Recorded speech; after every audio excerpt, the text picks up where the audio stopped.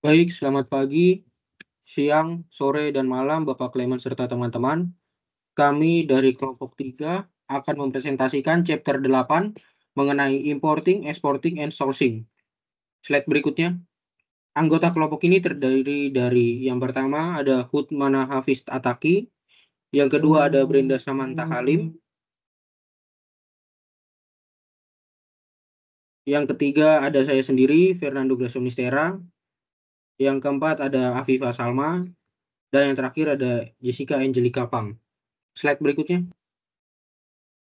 Baik, pembahasan pertama kita akan membahas mengenai exporting, selling, and export marketing, a comparison.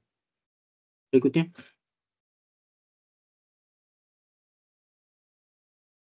Penjualan ekspor tidak melibatkan penyesuaian produk, harga, atau materi promosi agar sesuai dengan kebutuhan pasar global. Selain itu, satu-satunya elemen bauran pemasaran yang berbeda adalah tempat, yaitu negara tempat produk tersebut dijual. Pendekatan penjualan ekspor mungkin berhasil untuk beberapa produk atau jasa, untuk produk unik dengan sedikit atau tanpa persaingan internasional. Pemasaran ekspor menargetkan pelanggan dalam konteks lingkungan pasar total. Pemasar ekspor tidak hanya mengambil produk dalam negeri sebagaimana adanya dan menjualnya ke pelanggan internasional. Sebaliknya, bagi pemasar ekspor, produk yang ditawarkan di pasar dalam negeri merupakan titik awal. Produk ini kemudian dimodifikasi sesuai kebutuhan untuk memenuhi preferensi target pasar internasional. Slide berikutnya. Pemasar ekspor menetapkan harga sesuai dengan strategi pemasaran dan tidak hanya memperluas penetapan harga di negara asal ke pasar sasaran. Biaya-biaya yang timbul dalam persiapan ekspor, transportasi, dan pembiayaan harus diperhitungkan dalam menentukan harga. Pemasar ekspor menyesuaikan strategi dan rencana komunikasi dan didistribusikan agar sesuai dengan harga pasar. Pemasar ekspor adalah pemasar barang dan jasa terpadu yang dituju kepada pelanggan di pasar internasional. Pemasar ekspor memerlukan yang pertama, pemahaman tentang lingkungan pasar sasaran, kedua, penggunaan riset pemasaran dan identifikasi potensi pasar, yang ketiga, keputusan mengenai desain produk, harga, saluran, distribusi, periklanan, dan komunikasi bauran pemasaran. Baik, slide berikutnya. Slide berikutnya akan dijelaskan oleh teman saya. Oke, bab berikutnya yaitu 8.2 tentang kegiatan ekspor dan ekspor organisasi. Boleh next. Ekspor menjadi semakin penting karena perusahaan-perusahaan di seluruh dunia meningkatkan upaya mereka untuk memasok dan melayani pasar di luar batas negara mereka. Penelitian telah menunjukkan bahwa ekspor pada dasarnya itu adalah sebuah proses pembangunan yang dapat dibagi menjadi beberapa tahap berikut. Yang pertama itu perusahaan tersebut itu tidak bersedia mengekspor, bahkan tidak akan memenuhi pesanan ekspor yang tidak diminta.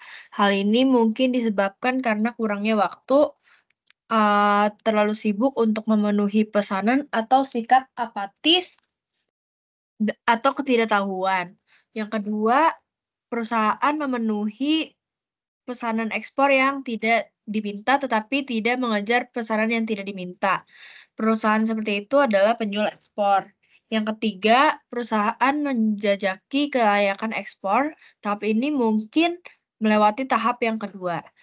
Yang keempat, perusahaan mengekspor ke satu atau lebih pasar sebagai percobaan. Yang kelima, perusahaan tersebut adalah eksportir berpengalaman ke satu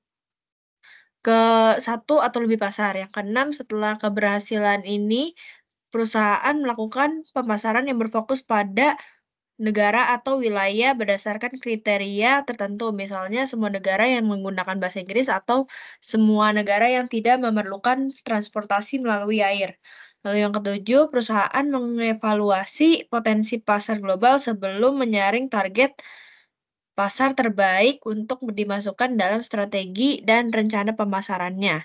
Semua pasar domestik dan internasional dianggap sama-sama layak untuk dipertimbangkan. Boleh di next. Kemungkinan suatu perusahaan akan maju dari satu tahap ke tahap berikutnya itu tergantung pada beberapa faktor yang berbeda.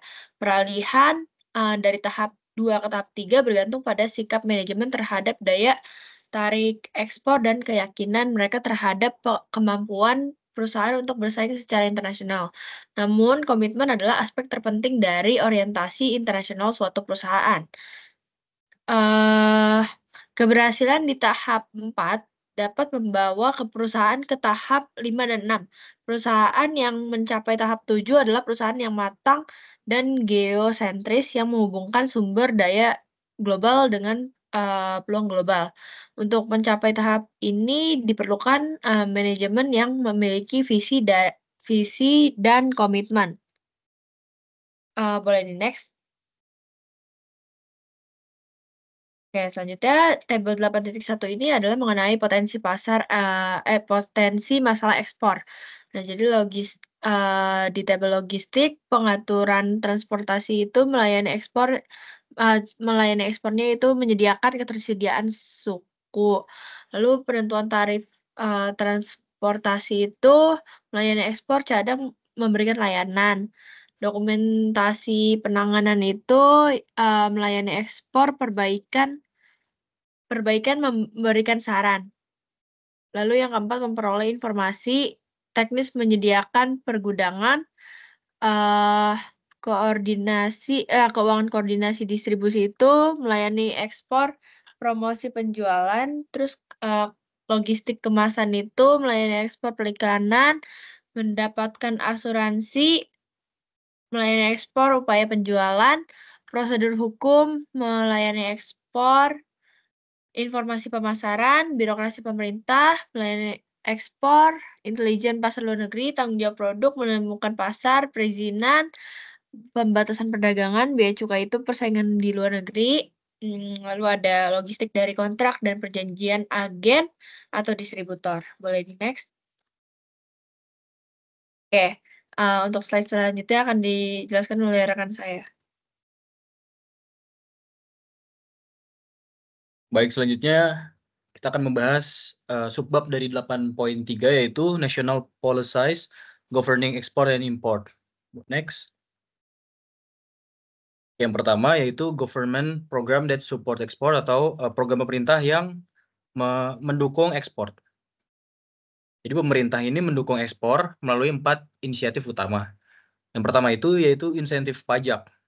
Dengan memperlakukan penghasilan ekspor secara khusus dengan tarif pajak yang lebih rendah atau pengembalian pajak.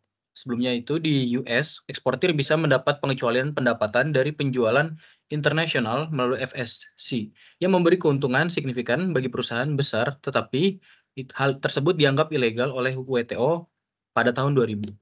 Selanjutnya itu subsidi. Dengan memberikan dukungan finansial langsung atau tidak langsung kepada produsen, yang bisa mendistorsi pasar jika produsen yang kurang kompetitif menggantikan yang lebih kompetitif di pasar global. Europe telah mengubah CAP-nya yang lebih banyak dikritik sebagai proteksionisme. Selanjutnya itu bantuan pemerintah. Menyediakan informasi pasar, risiko kredit, dan mendukung promosi ekspor, termasuk pameran dagang dan misi dagang untuk memfasilitasi penjualan internasional. Kemudian yang terakhir yaitu Free Trade Zone atau zona area bebas, yaitu menetapkan area khusus dengan regulasi yang lebih longgar, prosedur kepabeanan yang disederhanakan, dan fleksibilitas operasional untuk memudahkan proses ekspor-impor. Boleh next.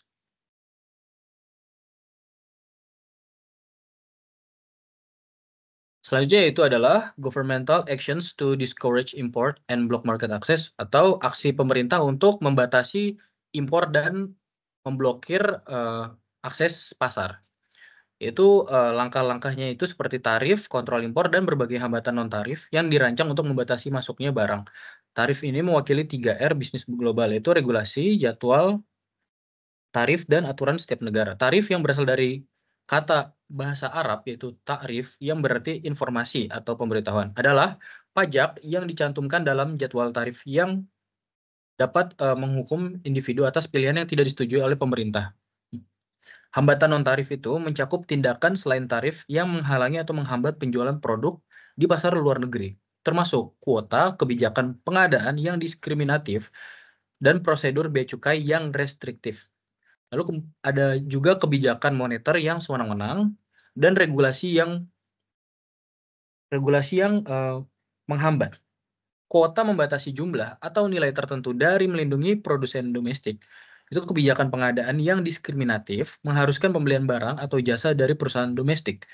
Lalu yang terakhir, regulasi administratif dan teknis yang restriktif itu dapat menciptakan hambatan perdagangan, termasuk regulasi anti-dumping, standar ukuran produk, dan regulasi keselamatan dan kesehatan.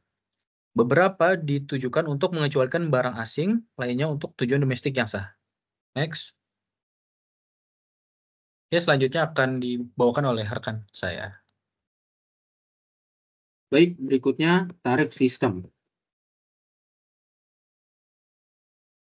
Sistem tarif memberikan tarif tunggal untuk setiap barang yang berlaku untuk semua negara atau dua tarif atau lebih yang berlaku untuk negara atau kelompok negara berbeda. Tarif biasanya dikelompokkan menjadi dua klasifikasi. Tarif satu kolom adalah jenis tarif yang paling sederhana. Jadwal bea yang tarifnya berlaku untuk impor dari semua negara dengan dasar yang sama. Berdasarkan tarif dua kolom, kolom 1 mencakup bea umum, ditambah bea khusus yang menunjukkan penurunan tarif ditentukan melalui negosiasi tarif dengan negara lain. Tarif yang disepakati oleh konvensi berlaku untuk semua negara yang memenuhi syarat hubungan perdagangan normal atau NTR. Tarif preferensial adalah pengurangan tarif yang diterapkan pada impor dari negara tertentu. GATT melarang penggunaan tarif preferensial dengan 3 pengecualian utama. Yang pertama adalah pengaturan preferensi historis seperti preferensi persemakmuran Inggris dan pengaturan serupa yang ada sebelum GATT. Kedua, skema preferensi yang merupakan bagian dari perjanjian integrasi ekonomi formal, seperti kawasan perdagangan bebas atau pasar bersama. Yang ketiga, negara-negara industri diizinkan untuk memberikan akses pasar preferensial kepada perusahaan-perusahaan yang berbasis di negara-negara kurang berkembang. Slide berikutnya. Bea masuk bea pabean. Bea masuk dibagi menjadi beberapa kategori berdasarkan cara perhitungannya. Sebagai persentase dari nilai barang, bea ad valorem sebagai jumlah tertentu per unit atau bea spesifik, atau sebagai kombinasi kedua metode ini. Sebagaimana telah disebutkan, bea ad valorem dinyatakan sebagai persentase dari nilai barang. Berikutnya. Bea lainnya dan biaya impor. Dumping yaitu penjualan barang dengan dagangan di pasar ekspor dengan harga yang tidak wajar. Untuk mengimbangi dampak dumping dan untuk menghukum perusahaan yang bersalah, sebagian besar negara telah memperkenalkan undang-undang yang mengatur penerapan bea anti-dumping. Jika produsen dalam negeri mengalami kerugian, bea tersebut berupa bea masuk tambahan khusus sebesar margin dumping. Bea masuk anti-dumping hampir selalu diterapkan pada produk yang juga diproduksi atau ditanam di negara pengimpor. Bea masuk yang berikutnya ada bea masuk imbalan atau CVD, adalah bea tambahan yang dikenakan untuk mengimbangi subsidi yang diberikan di negara pengekspor. Berikutnya. Beberapa negara termasuk Swedia dan beberapa anggota UE lainnya menerapkan sistem pungutan impor variabel terhadap kategori produk pertanian impor tertentu. Jika harga produk impor akan menurunkan harga produk dalam negeri, maka pungutan tersebut akan menaikkan harga produk impor ke tingkat harga dalam negeri.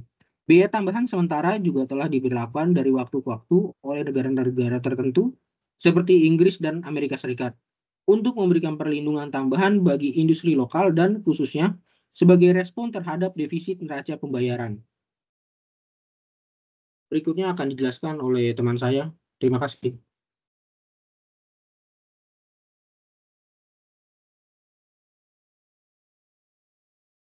Baik, saya lanjutkan kembali, yaitu kita masuk ke subbab 8.5 yaitu Key Export Participant. Next. Oke, yang pertama itu adalah agen pembelian asing yang berfungsi sebagai pembeli untuk ekspor dan mendapat kompensasi dari klien luar negeri untuk mencari produsen yang memenuhi spesifikasi harga dan kualitas. Selanjutnya itu broker ekspor yang mendapatkan bayaran untuk menghubungkan penjual dengan pembeli asing. Biasanya dibayar oleh penjual, tetapi kadang-kadang oleh pembeli juga, tanpa memiliki barang atau bertanggung jawab secara finansial. Selanjutnya itu adalah pedagang ekspor atau grosir yang menemukan peluang pasar di satu negara dan mengisi kebutuhan itu dengan membeli barang dari negara lain. Seringkali memberi merek dan memasarkan produk yang dibeli dari produsen.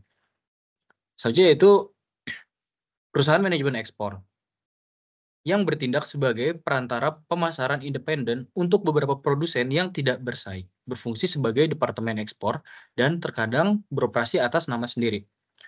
Lalu agen ekspor produsen yang mirip dengan IMC, berfungsi sebagai distributor ekspor atau perwakilan komisi ekspor, tetapi tidak sebagai departemen ekspor dan biasanya terbatas pada beberapa negara. Next. Kemudian yaitu distributor ekspor yang menanggung risiko finansial dalam proses ekspor, seringkali mewakili beberapa produsen dengan hak eksklusif untuk menjual produk di pasar internasional tertentu. Selanjutnya itu distributor ekspor, yaitu perwakilan komisi ekspor tidak menanggung risiko finansial dengan produsen menugaskan mereka untuk penjualan di pasar asing. Lalu eksportir koperasi atau piggyback exporter adalah organisasi ekspor yang digunakan oleh produsen independen lain untuk menjual produk mereka di pasar asing. Dan yang terakhir yaitu ada agen pengiriman barang, yaitu mereka spesialis berlisensi dalam operasi pengiriman, bea cukai, dan tarif, yang berperan seperti agen perjalanan untuk pengiriman barang. Dengan contohnya termasuk perusahaan seperti CH Robinson Worldwide yang berbasis di Minnesota. Next. Selanjutnya akan dibawakan oleh rekan saya. Selanjutnya mengenai penyelenggaraan ekspor di negara produsen. Boleh next. Permasalahan di negara asal mencakup keputusan apakah akan menugaskan tanggung jawab ekspor di dalam perusahaan atau bekerja sama dengan organisasi eksternal yang mengkhususkan diri pada suatu produk atau wilayah geografis. Sebagian besar perusahaan itu menangani operasi ekspor dalam organisasi ekspor internal mereka, tergantung pada ukuran perusahaan. Tanggung jawab untuk fungsi ini dapat dimasukkan ke dalam uraian pekerjaan rumah tangga seorang karyawan. Pengaturan yang mungkin dilakukan adalah untuk menangani ekspor adalah sebagai berikut. Yang pertama itu sebagai kegiatan paruh waktu yang dilakukan pekerja rumah tangga. Yang kedua itu melalui mitra ekspor yang berafiliasi dengan struktur pemasaran dalam negeri yang menguasai barang sebelum meninggalkan negara tersebut. Lalu yang ketiga itu melalui departemen ekspor yang independen terhadap struktur pemasaran dalam negeri. Yang keempat itu melalui departemen ekspor dalam divisi internasional. Yang kelima itu untuk perusahaan multidivisional, masing-masing opsi di atas tersedia. Boleh di next. Yang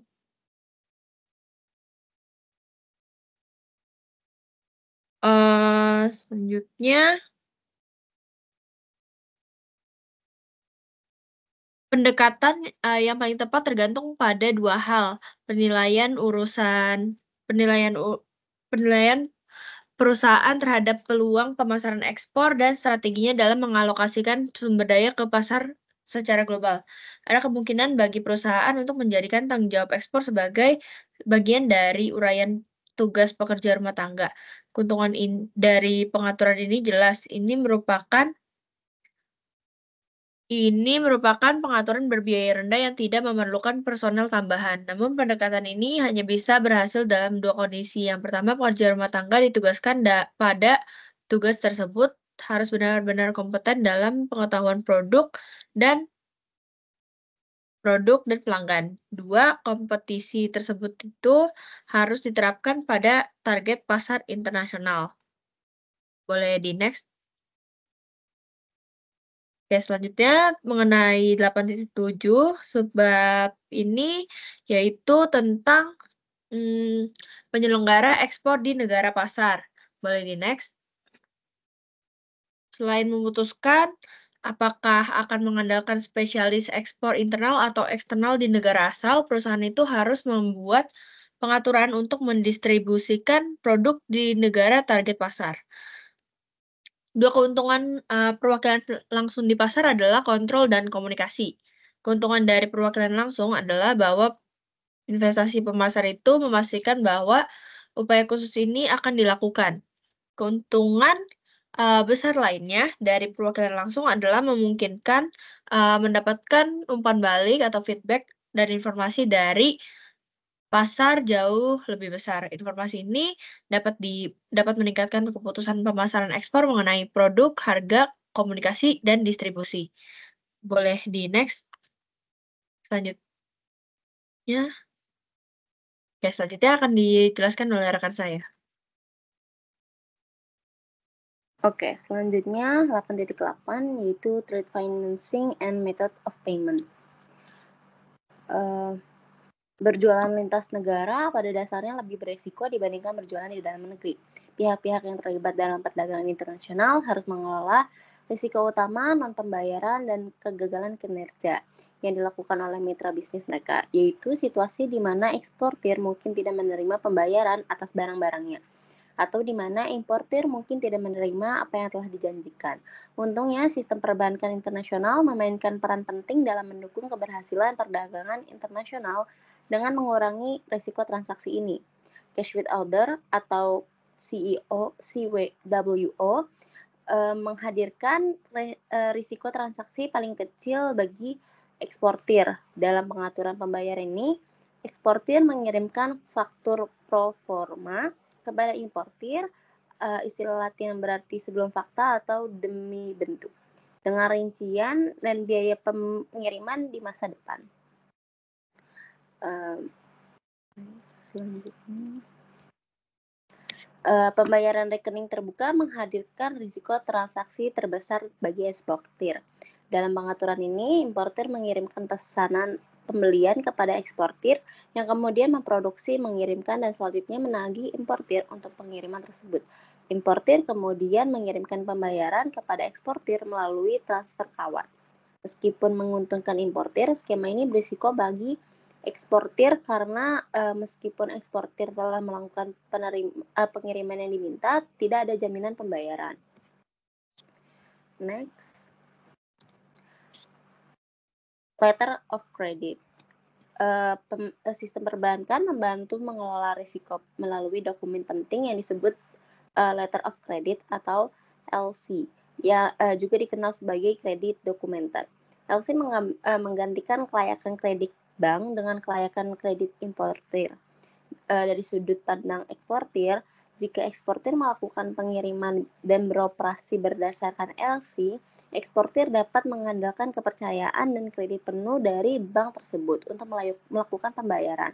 Bukan pada kelayakan kredit pembeli, pada saat yang sama, importir tidak berkewajiban untuk membayar kiriman tersebut, kecuali dan sampai eksportir telah melaksanakan persyaratan yang ditentukan dalam LC. Kinerja ditunjukkan ketika eksportir menyediakan paket dokumenter kepada bank pembeli. Sedangkan dokumen yang disepakati ini yang telah tercantum dalam LC secara kolektif menunjukkan bahwa eksportir telah melakukan apa yang telah disepakati. Next.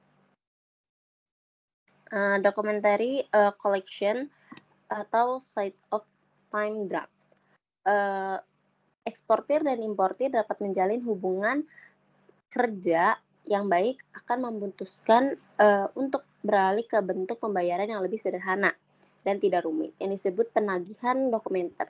Bank kembali terlibat sebagai perantara, namun tidak memberikan jaminan atau kredit. Dengan koleksi dokumenter, baik menggunakan side draft atau time draft, eksportir memproduksi dan mengirimkan produk yang dipesan. Paket dokumenter termasuk draft dikirim ke bank koresponden eksportir yang bekerja sama atas nama eksportir di negara pembeli. Eksportir pergi ke bank dan melakukan pembayarannya sesuai yang ditentukan di dalam draft. Next. Navigating the real world, a brief case study.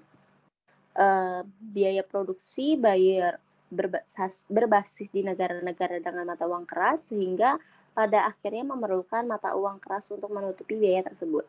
Namun di Venezuela, obat-obat dibeli dalam bolivar, mata uang negara yang mudah berubah dan depresiasi dengan cepat. Oleh karena itu, dalam proses multilangkah, Bayer menjual asuransi kesehatan nasional kepada pemerintah Venezuela dan menerima pembayaran dalam bolivar. Bayer kemudian harus bernegosiasi dengan pemerintah untuk mengubah bolivar tersebut menjadi dolar AS atau euro pada berbagai nilai tukar, bahkan ada nilai tukar yang berbeda untuk obat-obatan.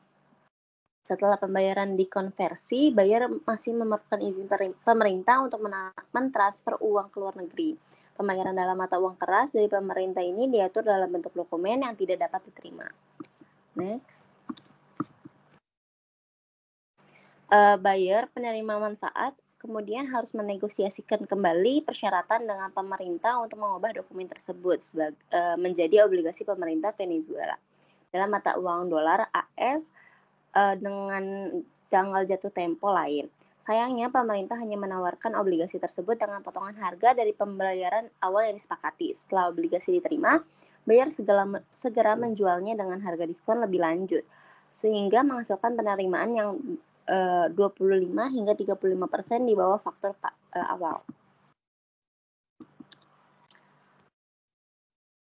Selanjutnya, Navigating the Real World, Another Brief Case Study. Pada tahun 1960-an, pengusaha Malcolm Bricklin dan Harvey Lam mendirikan Subaru of America atau SOA di Cherry Hill, New Jersey, dan mulai mengimpor Subaru 360 dari Jepang. Perusahaan induknya, Fuji Heavy Industries, awalnya menyetujui komitmen 5 tahun. Selama beberapa bulan, penjualan 360 di AS melonjak. Kemudian pada tahun 1969, Consumer Reports menguji 360 di jalan raya yang menilainya tidak dapat diterima. Pemerintah kendaraan menguap. Dealer SOA berhenti memesan dan membayar mobil tambahan, sehingga Bricklin dan Lam tidak punya dana untuk membayar Fuji di muka, serta seperti disebutkan di atas. Fuji kemudian menagih LC, SOA tidak dapat mengganti biaya bank, dan gagal memenuhi perjanjian kreditnya. Riwayat kredit yang buruk berarti tidak ada bank yang menyediakan letter of credit. SOA beresiko membatalkan perjanjian impornya. Pada akhirnya, Malcolm Bricklin terpaksa keluar dari perusahaan. Subaru Amerika menemukan sumber biaya baru dan membangun jaringan dealer di pedesaan Amerika. Next. Additional export and import issues. Sejumlah inisiatif telah diluncurkan untuk memastikan bahwa kargo internasional tidak dapat digunakan untuk terorisme. CBP atau Custom and Border Protection bertanggung jawab untuk menyaring transaksi kargo impor. Tujuan CTPAT atau Customs Trade Partnership Against Terrorism adalah untuk mendapatkan kerjasama sukarela dari peserta rantai pasokan dalam upaya mengurangi penundaan inspeksi. Permasalahan lain terkait impor dan ekspor adalah keringanan bea masuk, yaitu pengembalian bea masuk yang dibayarkan atas impor yang diproses atau dimasukkan ke dalam barang lain dan kemudian diekspor kembali. Kelemahan telah lama digunakan di Amerika Serikat untuk mendorong ekspor.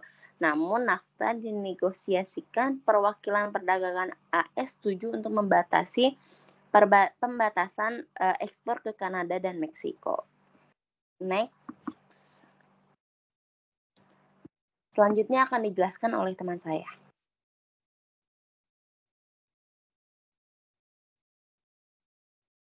Selanjutnya ada sumber. Boleh di next.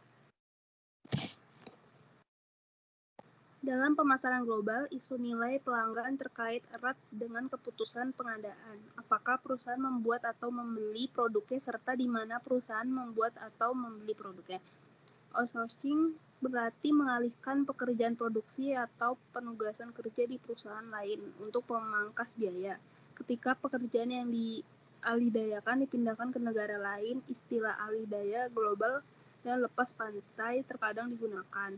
Tabel 8-7 mencantumkan 30 negara tujuan outsourcing global teratas sebagaimana ditentukan oleh Gartner Group. Boleh di next.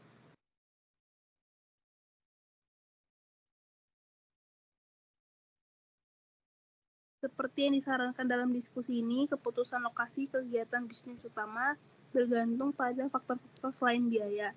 Tidak ada aturan sederhana untuk memandu keputusan pengadaan. Oleh karena itu, keputusan pengadaan adalah salah satu keputusan paling kompleks dan penting yang dihadapi oleh perusahaan global. Beberapa faktor memungkinkan memengaruhi keputusan pengadaan. Yang pertama ada visi manajemen, faktor biaya dan kondisi, kebutuhan pelanggan, opini publik, logistik, infrastruktur negara, lingkungan politik, dan nilai tukar. Next. Sekian presentasi dari kelompok kami. Mohon maaf apabila ada kesalahan kata. Terima kasih dan selamat pagi.